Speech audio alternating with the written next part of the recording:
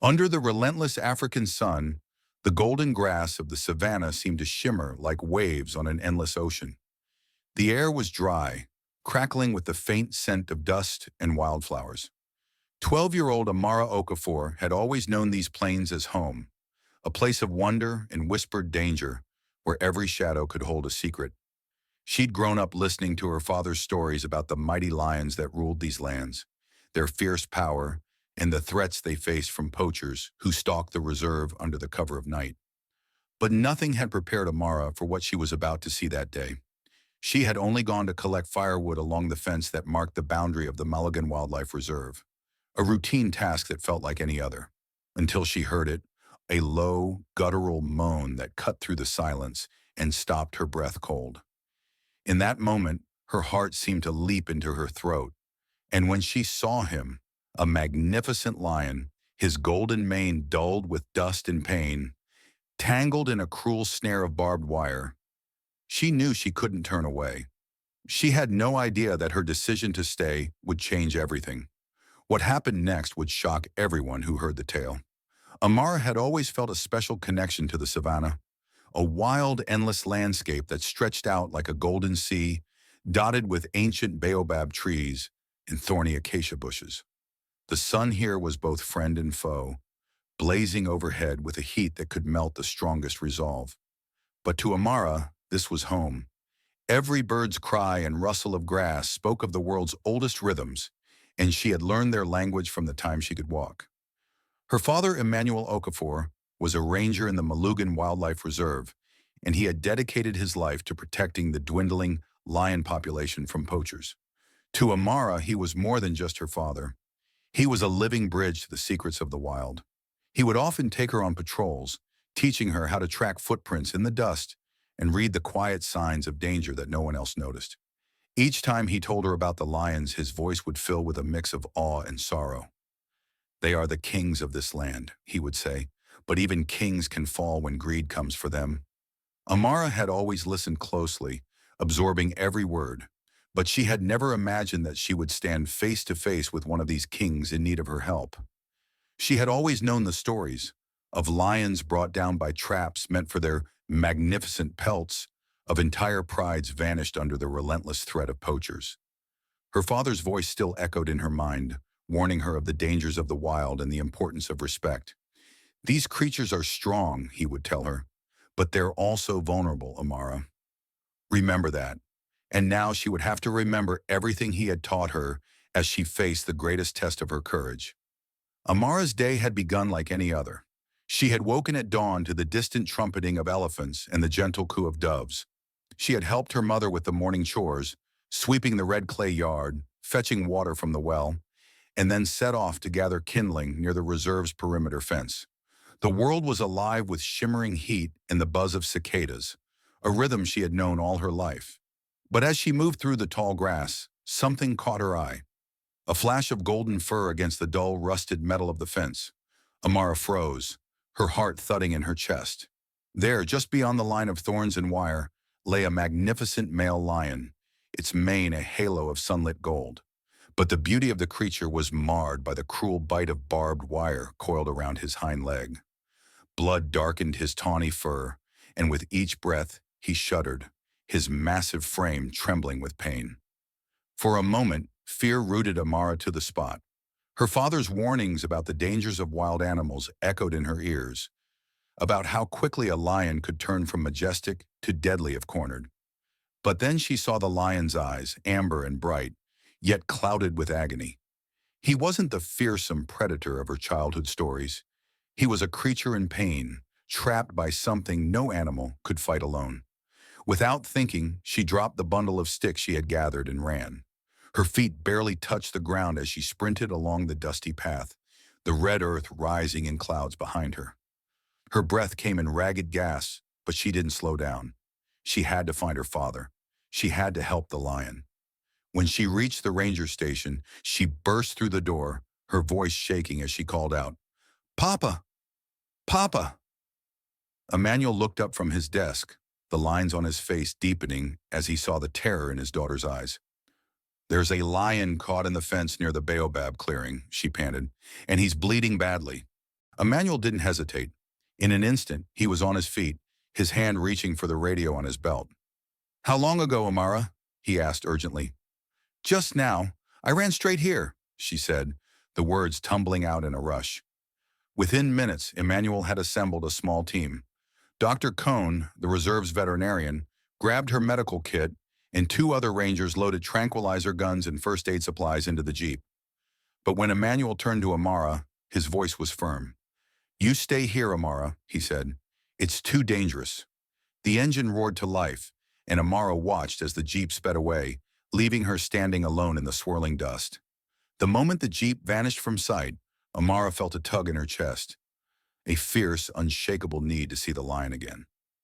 She had grown up in this land, the daughter of a ranger who taught her to respect every creature in the savannah. But respect didn't mean turning away when a life hung in the balance. She knew it was dangerous, every instinct told her so. Yet as she stood there, dust swirling around her, she couldn't shake the image of the lion's eyes, so full of pain and so close to giving up. Emmanuel's warning rang in her ears, but she pushed it aside. She knew the shortcuts through the bush, the paths her father's jeep couldn't follow. She knew she could get there faster, and maybe, just maybe, she could do something to help. She took a deep breath, glancing once over her shoulder to make sure no one was watching. Then she turned and slipped away from the ranger station, her small frame disappearing into the tall grass like a ghost. Each step felt heavy with risk, but her resolve grew with every stride. She wasn't just a child anymore. She was a girl who had seen suffering and refused to look away. The sun burned hot against her skin as she navigated the familiar trails, moving quickly and quietly through the scrub and thorny acacia. Birds scattered at her approach, their cries echoing in the vast emptiness. She knew the terrain by heart, every gnarled tree, every sun-bleached stone. Her father had taught her how to move like a shadow, how to listen to the whispers of the wind. When she reached the baobab clearing, she paused, her breath catching in her throat. There he was, just as she had left him. The lion lay slumped against the fence, his mane matted with blood and dust. His eyes fluttered open at the sound of her footsteps, and for a moment their gazes met. She felt a jolt of something deep and primal, a connection that transcended fear. She crouched behind a termite mound, her heart pounding. She knew she couldn't free him alone. She knew she couldn't stay long, but something inside her told her she had to try. She pulled out the handkerchief her mother had given her that morning, a small square of white cotton that now felt like a lifeline. She soaked it with water from her bottle, her hands shaking as she worked. "I'm just going to try to help you," she whispered, though she knew the lion couldn't understand. Inch by inch, she moved closer, her every movement slow and deliberate. The lion watched her, his amber eyes tracking her every step. Amara inched closer, the lion's massive head turning to follow her every step. She could see the pain in his eyes, the way he tried to lift his paw and failed. Each breath he took seemed to rattle through his chest like a storm, but he didn't growl or snarl. Instead, he watched her with a quiet intensity, as if weighing her intentions. She knelt beside him, her hands trembling. The barbed wire was twisted cruelly around his hind leg, biting deep into the flesh. Blood pooled in the dust, a dark and terrible stain. Amara swallowed hard, forcing back the fear that threatened to choke her. She had seen injured animals before, snared antelopes, birds with broken wings, but never a lion, never something so mighty, brought so low. "I'm here to help you," she whispered again, her voice barely audible. The lion didn't move, didn't even flinch, as she reached out and gently dabbed at the blood with the damp handkerchief. His golden eyes stayed locked on hers, and in that gaze she saw a flicker of trust. So fragile, so fleeting. It was enough to keep her steady. The cloth turned red in her hands, and she paused to rinse it in her water bottle, her fingers moving carefully to avoid the sharp wire.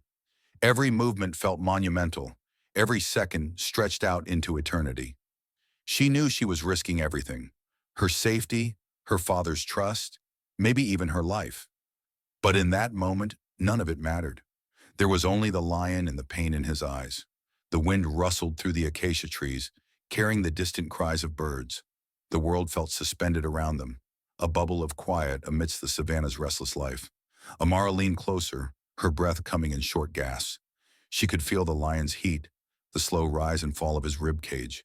She could smell the musk of his fur, the sharp tang of blood and dust. And then, to her astonishment, the lion let out a low, rumbling sigh. It wasn't a growl, not a threat, more like a groan of resignation, of understanding. Amara froze, her hand resting lightly against his leg. She had no illusions about what this moment was, a fragile truce, born of pain and desperation. But it was enough. She closed her eyes, feeling the weight of it settle into her bones. Amara heard the rumble of the rescue team's jeep long before she saw it, the sound of tires crunching over the dry earth. She sat back on her heels, heart hammering with relief. The lion turned his head towards the noise. But he didn't struggle. He was spent, his energy drained by the fight to free himself. The jeep burst through the scrub, dust billowing behind it. Emmanuel leapt out before the vehicle even stopped, his eyes widening in shock as he spotted his daughter crouched beside the lion. "Amara!" he shouted, the raw fear in his voice cutting through the air like a blade. "Move away now!" Amara didn't argue. She rose slowly, hands raised in surrender, backing away from the wounded animal. Dr. Cohn, the veterinarian, jumped down next, her medical kit in hand. Two rangers followed, their tranquilizer guns ready. But the lion didn't move. He simply watched them with those same weary eyes. Emmanuel reached for his daughter, pulling her behind him. "Are you hurt?" he demanded, his hands running over her shoulders. Amara shook her head, though she was shaking all over. "I'm okay, Papa. He didn't hurt me. He let me help." Dr. Cohn approached the lion carefully, her voice low and soothing as she prepared the tranquilizer dart. The rangers moved in tandem, creating a protective circle around her. "Easy now," she murmured, aiming for the lion's shoulder. "It'll all be over soon." The dart hissed through the air, burying itself in the lion's thick hide. He let out a low grunt, his head lowering to the ground. Within moments, the drugs took effect, his massive body slumping in the dirt. The danger was far from over, but Amara felt a surge of hope. Help had finally arrived. The air was heavy with the scent of blood and dust as Dr. Cohn and her team worked quickly to assess the lion's injuries. Amara watched from a safe distance, her breath coming in short, anxious bursts. The sight of the barbed wire biting deep into the lion's flesh made her stomach turn. But she forced herself to look, knowing this was part of the truth of the wild. Dr. Cohn knelt beside the sleeping lion, her gloved hands gentle as she cut away the rusty wire. Each snip of the pliers was careful, deliberate, like she was performing a sacred ritual. The lion's leg was a mess of torn skin and matted fur, but under her steady care, it began to look less like a death sentence and more like a wound that could be healed. Emmanuel stayed close, his eyes never leaving his daughter. "You did well, Amara," he said quietly, pride and fear mixing in his voice. "But you took a great risk." Amara nodded, her throat tight. "I had to, Papa. I couldn't leave him like that." Dr. Cohn cleaned the wound with antiseptic, her touch precise. She wrapped the leg with clean bandages, her brow furrowed in concentration. "He's lost a lot of blood," she said softly, "but he's strong. He has a chance." The lion's chest rose and fell in a slow, even rhythm. Amara felt a flicker of hope bloom in her chest. This wasn't the end.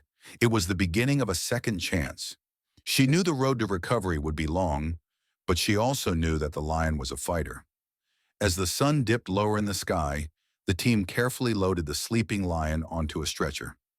Amara watched as they lifted him into the back of the jeep, the weight of the moment pressing down on her. She had seen something today, something powerful and humbling, and she would never forget it. As the sun sank below the horizon, the jeep carrying the rescued lion disappeared into the fading light, leaving only a trail of dust behind. Amara stood there, her heart still pounding from the events of the day. She knew she had witnessed something rare and powerful, a moment when courage and compassion collided to rewrite the ending of a story that could have ended in tragedy. Back at the ranger station, Emmanuel placed a comforting hand on Amara's shoulder. "You showed true bravery today," he said. "But remember, even the smallest acts of kindness can ripple through the wild, touching lives you may never know." Amara looked up at the stars beginning to appear in the twilight sky. She thought of the lion, his amber eyes and the silent plea in them as she had approached. She knew the wild could be harsh and unforgiving, but she also knew that there was always hope if you dared to act. As she walked home with her father, the night air was cool and alive with the sounds of the savannah. And though the day's events had left her shaken, Amara felt a quiet pride in her chest. She had risked everything to save a life, and that she knew was a story worth telling.